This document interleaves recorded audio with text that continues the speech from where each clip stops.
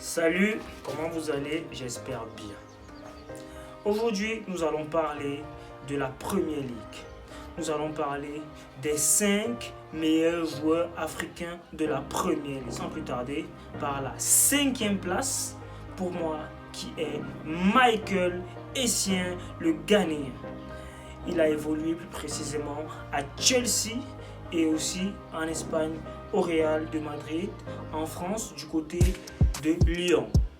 Michael Essien. Bien sûr, c'est un joueur complet qui a cette capacité à casser les lignes, à aller vers l'avant. Il est aussi assez polyvalent au niveau du milieu de terrain. C'est vrai que Michael Essien, on l'a plus connu en tant que 6. Et avec le temps, on a vu qu'il avait cette capacité parfois de jouer en 8 et aussi en 10, des fois quand il le fallait. Sans plus tarder, nous allons passer au 4e meilleur joueur africain de l'histoire de Première Ligue, qui pour moi est le Sénégalais Sadio Mané, qui a évolué plus précisément à Liverpool, où il a fait des beaux jours à Anfield.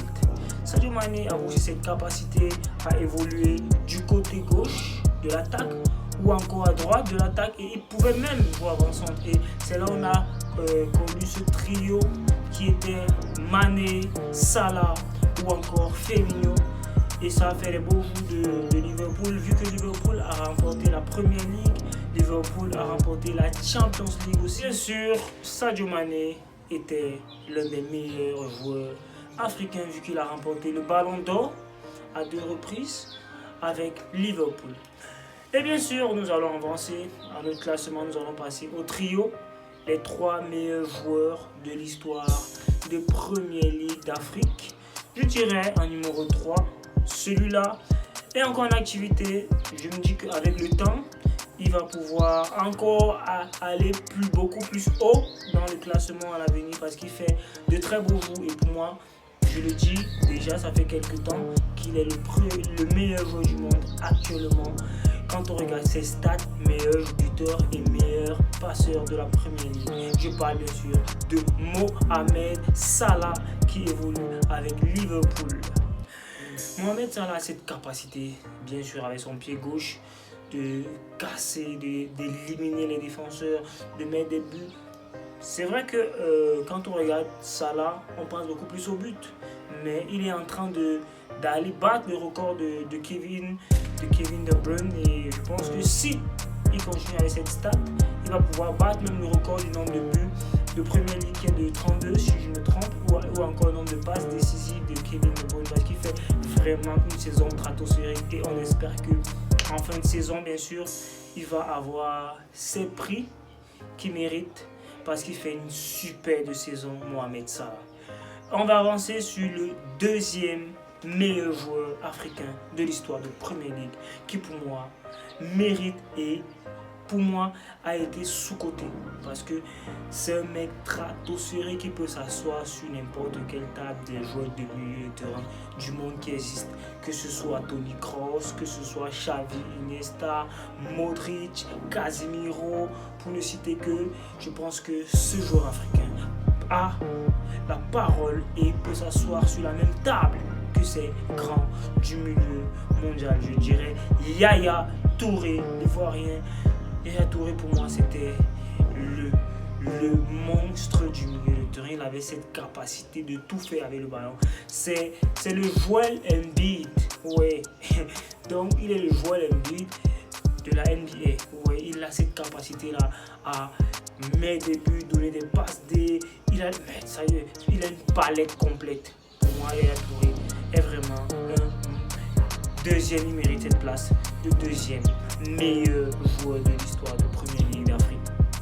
Et bien sûr, je sais que vous attendez tous le numéro 1, et je pense même que vous avez déjà deviné, parce que pour moi, quand on regarde les générations, c'est vrai que aujourd'hui, pour moi, le football a rétréci. Pourquoi? Parce qu'aujourd'hui, nous sommes beaucoup plus basés sur, on va dire quoi, les tactiques. On va faire quoi? Du Guardiola, ou encore de Carlo Ancelotti, ou encore de Hansi Flick. Je pense qu'aujourd'hui, le football a rétréci. Avant, c'était pas ça. Avant, les joueurs avaient cette capacité aussi de laisser parler leur génie. Comme avant, on avait les Ronaldinho, on avait les Zlatan, on avait les Samuel Eto'o ou encore Drogba. On avait les Neymar, les Ronaldo El Fenomeno, les Cristiano Ronaldo, les Lionel Messi. Mais aujourd'hui, le football est déjà beaucoup plus calculé. Il faut faire ça comme ça, on va faire comme ça, on va jouer en médiane. C'est plus vraiment ça. Et pour moi, le premier meilleur joueur africain de l'histoire de Premier League mérite. Pourquoi? Parce que lui avant, il avait des grands défenseurs. Des grands, parce qu'aujourd'hui, il ne faut pas se mentir, bon, chaque année, on voit juste Virgil van Dijk, mais il n'y a plus personne, il n'y a pas vraiment. Bon, c'est vrai qu'il y a aussi de la relève, les gens comme les William Saliba ou encore Gabriel, mais bon, c'est pas pareil. Avant, tu avais les Rio Ferdinand, tu avais les Vidic, tu avais les John Terry, tu n'avais que des monstres. Et pour passer ces mecs, c'était pas le lait. Tu avais des Rigobert Song quand il était encore à Liverpool. Mais je pense que c'était du lourd. Aujourd'hui, c'est un peu plus léger. Et sans plus tarder, on va plus retarder sur le nom. C'est Didier Drogba, l'Ivoirien, pour moi, qui est le meilleur joueur africain de l'histoire de la Première Ligue. Drogba, je pense que tout le monde a connu. Drogba avait cette capacité-là de jouer de la tête, pied gauche, pied droit. Quand il avait cette capacité à dormir, il ne vous laissait pas le temps de réfléchir. Drogba, c'était juste un monstre joueur. Il était, pour moi, c'est l'attaquant africain complet. C'est vrai que il y a toujours des gens qui vont te dire, oui, c'est vrai, je n'en dis combien, Samuel Eto'o, c'est le meilleur joueur africain de l'histoire. Ça, c'est clair. Mais maintenant, Drogba avait cette capacité, comme peut-être de jouer de tête et tout, n'était pas un mec qui jouait beaucoup plus de la tête comme Drogba. Mais Drogba avait cette capacité qui gauche, pied droit, tête. Pour moi, c'est ça le joueur complet. Le joueur complet a cette capacité de tirer à n'importe quelle position. Il a cette capacité. C'est vrai que le souci, Drogba n'était pas un joueur, on va dire, technique qui pouvait être avec un défenseur 1 contre 1 et l'éliminer. C'est un peu ça, ces petites différences. Mais bon, bref, pour moi, il mérite cette place de meilleur joueur africain de l'histoire de la Première Ligue. Maintenant, Mohamed Salah, c'est vrai qu'aujourd'hui il est troisième, mais je pense que dans les années à venir, il peut prétendre soit à la deuxième, soit à la première place. Pourquoi? Parce que s'il continue à réaliser ce qu'il est en train de réaliser aujourd'hui, je pense que Mohamed Salah va pouvoir côtoyer ou titiller ces deux monstres du football. Sur ce, je vais vous laisser. Abonnez-vous, restez connectés. On va parler encore de pas mal d'histoires de football. Merci, bye bye.